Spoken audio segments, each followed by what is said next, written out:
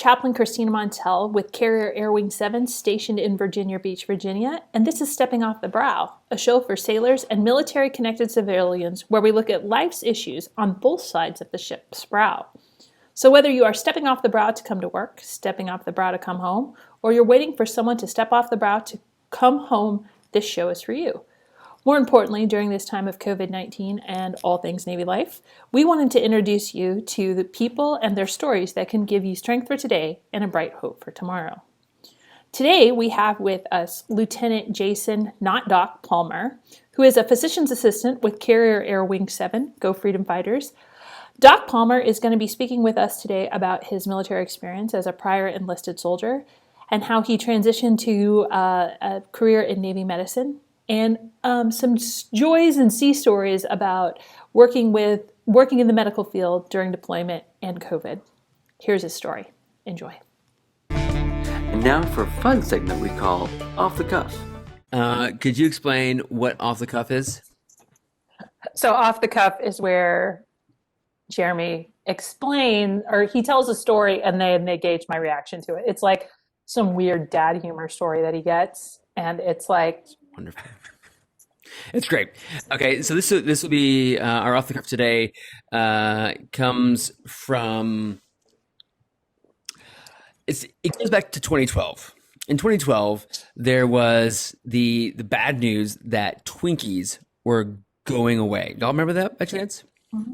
So back in October, craving some sweets, this guy, he remembered Twinkies because he, again, was kind of craving something. So he'd purchased a box of them in 2012 just for sentimental reasons.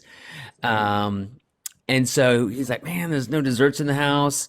So I was kind of desperate. So he went down to the basement and he retrieved the box of Twinkies from 2012. Let's do some quick math. That would make 2012 to 2020. 9 years. 8 years. 9 years. We're in 2021. No. This is October. Oh, okay.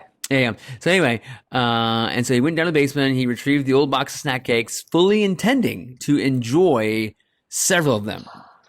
Oh yeah. So he busted open the Twinkies, and instead of waiting a couple more years, why not? In part is because A, he was bored because it was the pandemic, and B, he'd kind of thought that Twinkies were immortal, even though the official shelf life is 45 days. So he removed a Twinkie from the box, he unwrapped it, it looked fine, and then he took a bite, and then he retched. He said it tasted like an old sock. Not that I've ever eaten an old sock, he said. So I want to show you a picture. So I'm going to share my screen. Okay. All right, share. Optimize for text. Screen. Tastes like an old sock. Ready? So now. This is what the title is called, a mummified Twinkie. So a disturbing Twinkie that has so far. Wait, I have seen this. They didn't open it because they don't know what that fungi is or something like that. So Jay, I can see that you're looking closely. So they tweeted about it, and some scientists grabbed a hold of this because these scientists study fungi. And so they asked him if he would send them. So he sent them, and you see one looks pretty normal. One has that kind of brown spot on it, and the other one just looks like something from an Egyptian tomb. And so they did open it, even though it was like officially almost shrink wrap because the fungus had just consumed all the oxygen in the wrapper. And so they got it open, and they had to use bone marrow sampling tools to extract a sample. And they only got like the outer layer at first. And of course it was fungi spores. But then it says that they went all the way to the middle, and the middle was soft still. That surprised them. They would have expected, obviously, they would have consumed the whole thing, right? And so the moral of the story here was that the fungi obviously had bad priorities. There you go. Bad priorities. A You fun need to go guy. after the sweets in the middle. Oh. And that's my off the cuff moment. So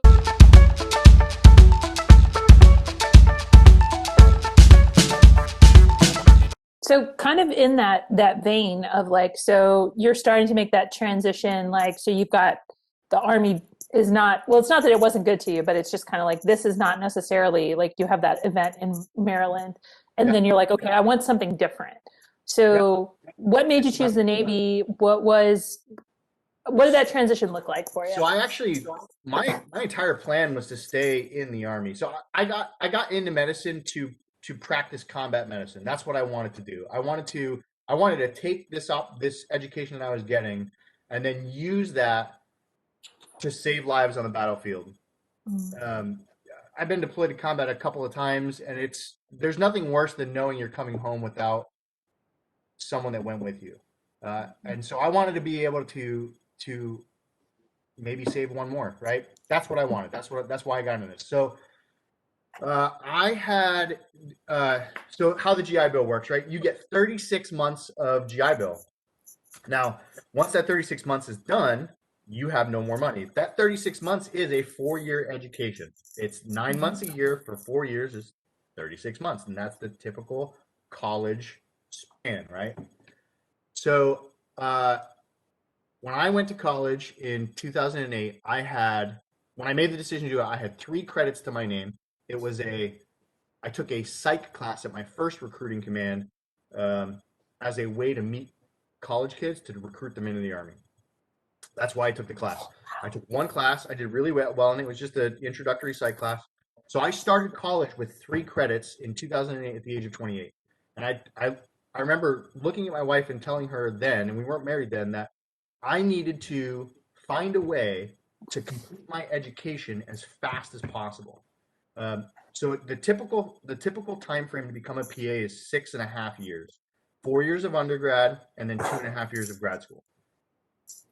I used my ability to motivate myself and kind of focus on a goal and the drive and determination I learned in the military to help me set a goal with my education. And I completed the entire thing. So I started college in the summer of 2008, and I walked across the stage with my master's degree in August of 2012. Wow. So I did the whole thing in 4 years. I basically took, but the problem with that is that means now you're taking max credits every semester. You're going to school in the summer. You don't stop going to school. So now that 36-month GI Bill, instead of covering 4 years, covers 3. So I ran out of money, and I ran out of money right in the middle of my clerkships in PA school. So that's when you go out and you start taking what you learned in the classroom and applying it in person under direct supervision. I was like, oh man, what am I going to do? And the first thing I did was I got in touch with the Army recruiter. I said, is there anything out there, any program that we can use to help me pay for my last year of school? Like, I want to be an officer in the Army. I want to be a PA in the Army, but I have to finish. I can't just walk away now. And he said, unfortunately, if you wanted us to pay for you to be a PA, the only program we have available is IPAP, the Inter-Service Assistant Program.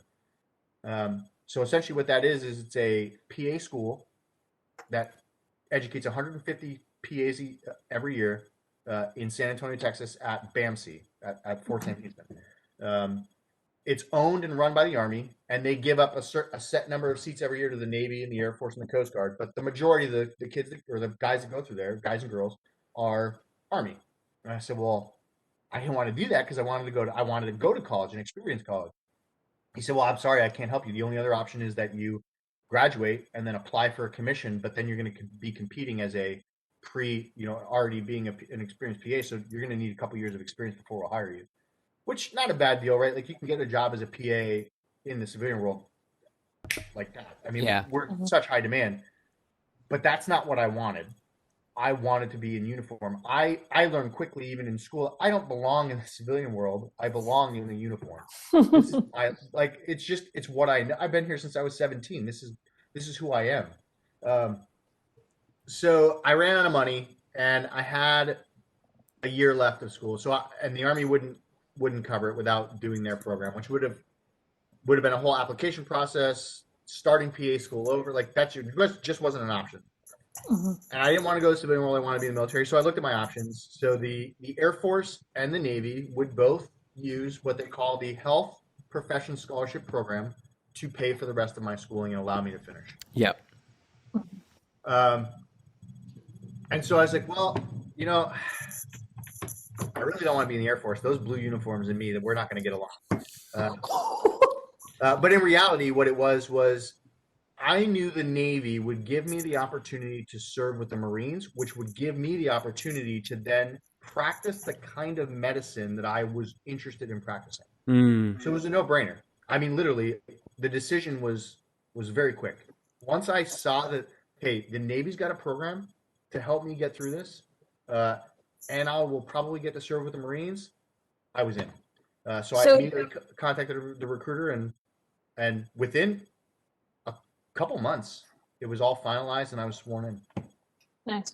So that's the thing that's unique about docs, corpsmen, RPs, and chaplains is that we cover like the Marines and the Navy. Yeah, we get some yeomen too that do we? that do that, and PSs that do that as well, or not yeomen, PSs.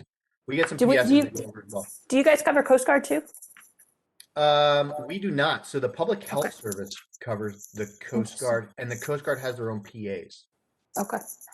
So the big draw for you was the side of getting to serve Greenside. Getting to go Greenside. Yep. That was the draw. Getting to come here and go Greenside was why I came to the Navy. Tell us about, so you've gone through PA school, you get your commission. What is it, blue side, green side? What is it about the green side that just sort of makes it special? I hear a lot of people who, once they go green, they always want to be with their Marines because there's something special about that. Yeah, I think so. So I can't really speak. So Greenside's broken up into many different facets, and I can't really speak for anything other than division. Okay. But I went to 3-3. It's an infantry battalion out of Kaneohe Bay, Hawaii. I started as the assistant battalion surgeon and then became the battalion surgeon. The relationship between the doc and your corpsman is amazing. And then the corpsman and the Marines is the amount of respect that a corpsman gets from the average infantryman is insane. Because that corpsman, when we send a corpsman out to the line, he's not there just as a corpsman, because doing his corpsman job is actually considered secondary, right? He is a rifleman first. His job is to shoot first and then take care of the Marine that's fallen, right? It's the TCCC principles in action. You don't just run out, with bullets flying and grab a guy and try and treat him there, right? You suppress the enemy first, then you go get him and bring him back and take care of him. And so our corpsmen, they're doing the same job as those infantrymen, and they get a lot of respect from them for that. And a lot of them are really good.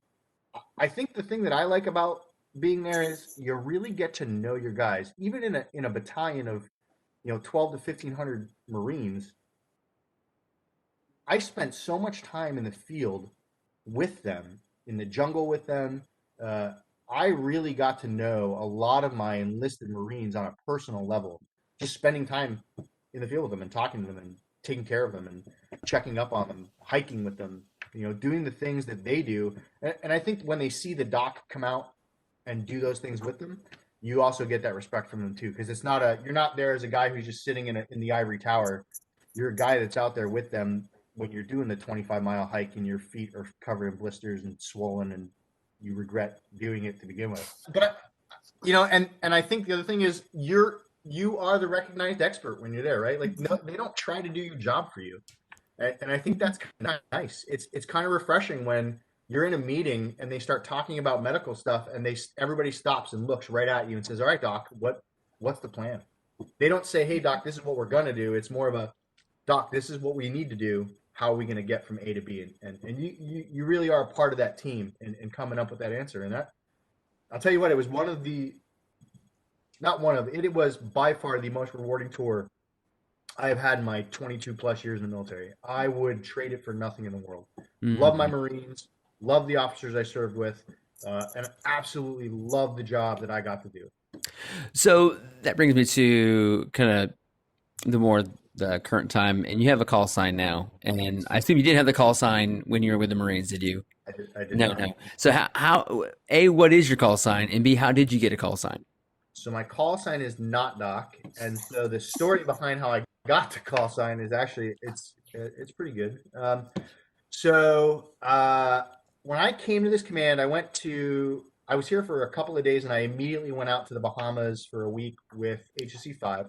And so I got to know a lot of their guys, specifically their OPSO at the time, Tron, who's now the XO over at the East Coast Weapons School for HSCs. And so I got pretty close with them. They kind of adopted me as their doc, and I got to know them and kind of work with them a lot. And then we went out to Tista for, during workups, and it was my first exposure to the boat. We were on the boat for a couple days. I had gotten my very first flight since getting out of flight school with 5 in the back of one of the 60s, and we're going to just go out and do some plane guard. Okay, so wait. So we're using various acronyms right now. So Testa, the boat, Okay. I don't know what Tista stands for. 60s. Uh, Well, it's okay. It's workups, right? And Yeah, the boat would be which boat? for deployment, right? The boat we were on, I like calling it a boat, even though they like that. I think you're supposed You to hate that. ship. It's the boat. It's the aircraft carrier. I think I like doing it because it makes the SWOs mad. The surface warfare officers, the boat people in the Navy. And then the 60s. You said you're on we were the back Lincoln, of a and then 60. The H-60 is a helicopter. Right, It's okay. standard. I think everybody thinks of H-60 and associates it with the Black Hawk. We don't call it the Black Hawk in the Navy. So I had my first flight with them. I'm in the back of the aircraft. We're getting ready to take off, and we get a hold on deck call from the tower on the boat. So big superstructure tower, right? Just like an air traffic control tower anywhere else, controls all the moving pieces of flying aircraft and moving aircraft. They have a medevac that needs to go out. We need to wait for the dock. And so the pilots are like, oh, we got a dock. Doc Palmer's in the back. Like, we're good to go. Let us go right now. We'll go. No, you got to hold. So long story short, they leave us on the deck for what seems like forever while we wait for Doc Co to get gear. One of your colleagues. One of my colleagues to come onto the aircraft and kick me off the flight so that he can go do the medevac. And it comes down that decision was made by the SMO of the ship. The SMO of the ship is the senior medical officer. It's an 05 or an 06 that is at least what we call a RAM, a resident in aerospace medicine. So they specialize in aerospace medicine, so aviation relevant medicine. Ours at the time actually happened to be a family practice doctor and a RAM and a captain.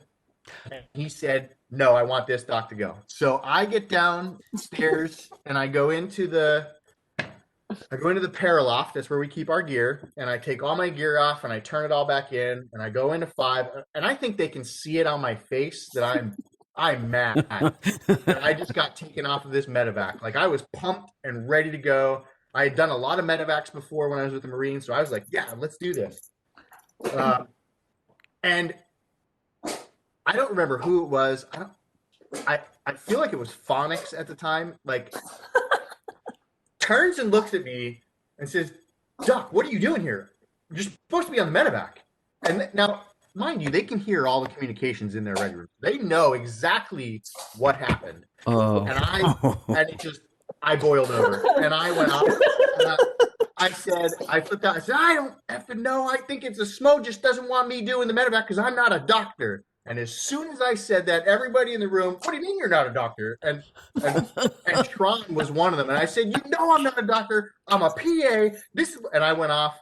And you know how call signs work. So as soon as that happened, Yes. like a bunch of them started saying, hey, not a doctor, he's not a doctor, he's not a doc, not doc. And then it stopped. And I was like, there was never even a call sign review board. When it was brought up about doing a call sign review board, Luda looked and said, it's by convention. Everybody calls him not doc.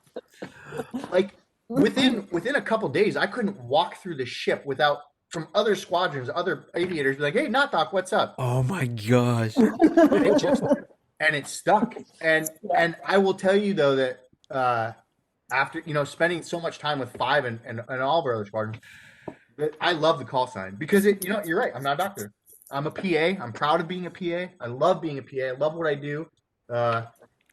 And I know that the guys that gave it to me I'm close to all of them. I was their go-to doc when they needed help. And so to be called not doc I'm honored by the call sign. So shifting gears just a little bit, you join the military to, especially like you're talking about, like you love the being with your people, doing the hands-on medical stuff. Now with the onset of COVID and how it's become so, hate to say hands off, but the social distancing, and we're almost a year into all of this. Can you kind of talk about what it's been like to be a medical professional in, with COVID and everything else like that? Yeah, I think it's been, we've seen a huge shift in medicine, as this, kicked off and kind of, we got a better and better understanding. And let's face it, we really, even at this point, the experts don't really know everything yet, right?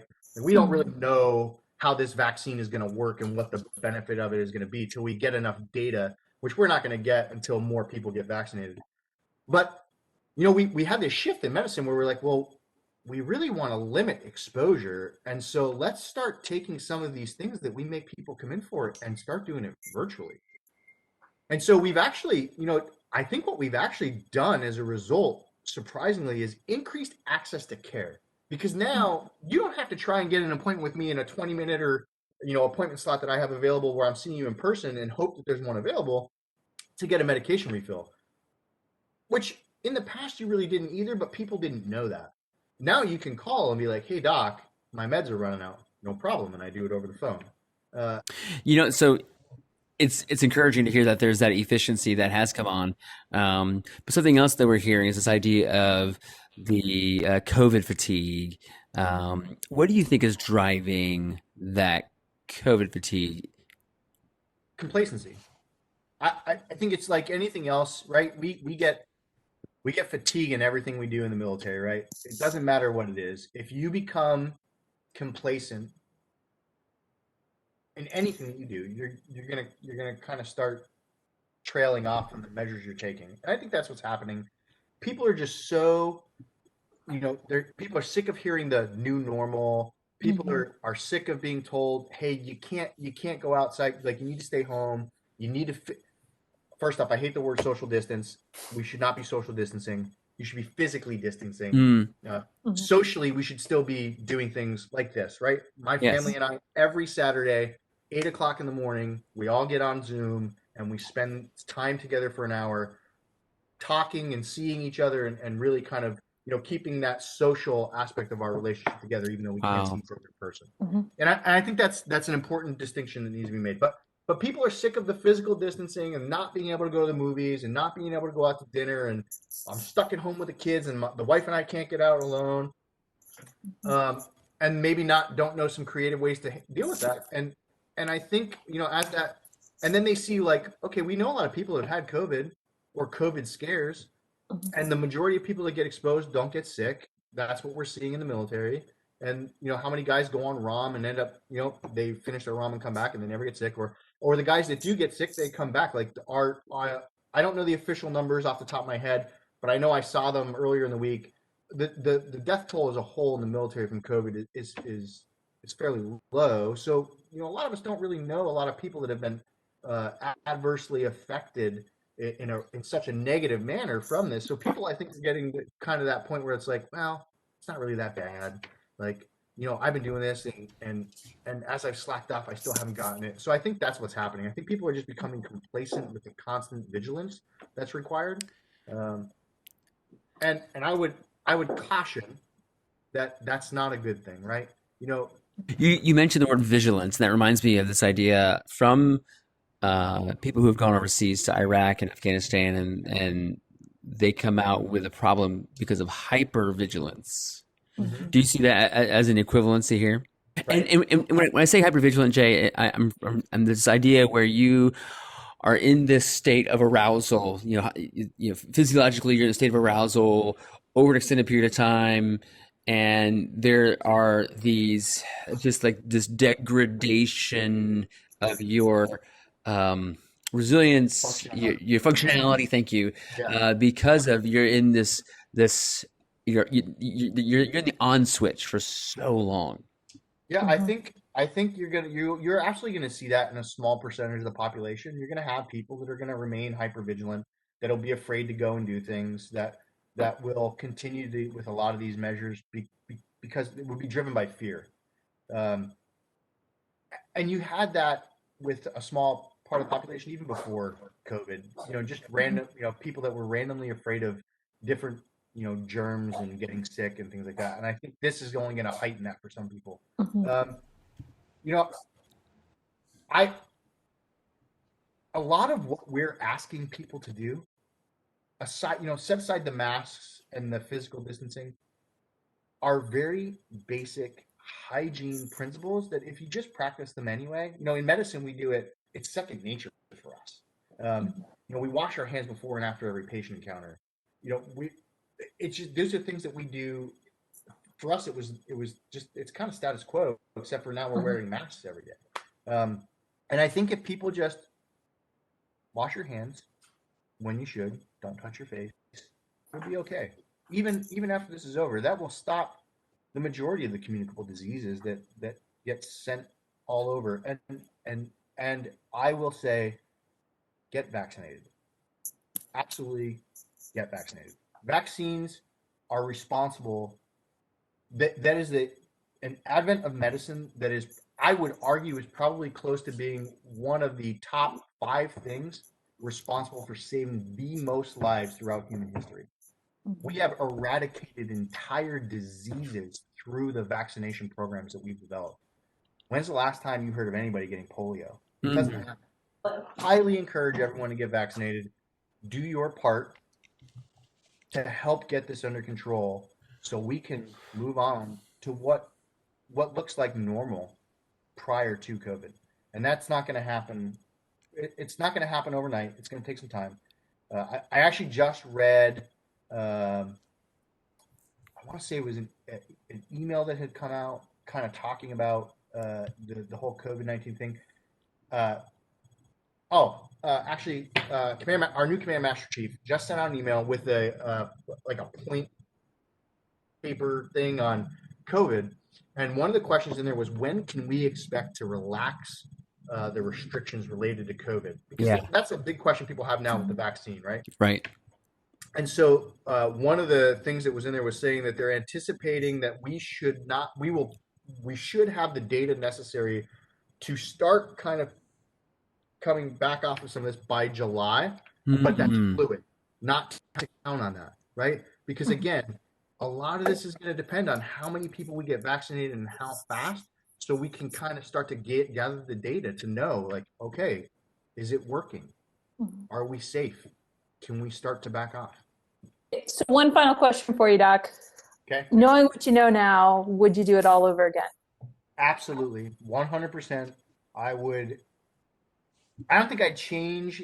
Well, that would be a lie. I think if I was going to change anything, I think the only thing I would change, I probably would have gone to college first, uh, and Yeah. gotten into medicine and then come into the military. I think that would have given me a greater opportunity to practice combat medicine than I've had thus far. Um, but I've had an amazing life, an amazing career. I've done a lot. I've been all over the world, both in the Army and the Navy. Uh, and I'm not going anywhere anytime soon. My wife and I have this conversation all the time. What does retirement look like, and when does that look like it's going to happen? Um, I will stay. I mean, I tell her all the time, I'll stay till the Navy tells me to get out. Uh, the reality is, I probably have about 10 more years in me. So about age 50, I would probably walk and retire. But I mean, at that point, I'll have been in the military for 33 years. Um, so I think, yeah, I absolutely wouldn't change it. And I encourage anyone that's thinking about it to reach out to somebody currently serving and get the information from them. My goal since becoming an officer with everyone that I serve with has been to identify those enlisted personnel that work for me that I think are ready or have the potential to be a good officer, and do everything I can to get them there. I think that is the greatest thing that any leader can do, is help those below you replace you, right? That's what a good leader does. A good leader trains everyone below them to do their job when, God forbid, something happens to them and they can't do it, right? And I think if you take that to heart, the best way to do that is to raise another generation of young officers and future leaders that can step into your role when you want. Our theme music is the song Josie O by Jamie Stone. The Sweet and Sour segment music was Baby Owls Dancing by Avita Peso. The views and opinions expressed are those of the hosts or guests and not the United States Navy. You can subscribe to Stepping Off the Brow wherever you find your favorite podcast. And of course, please feel free to share this with your shipmates, friends, or family. See you next week.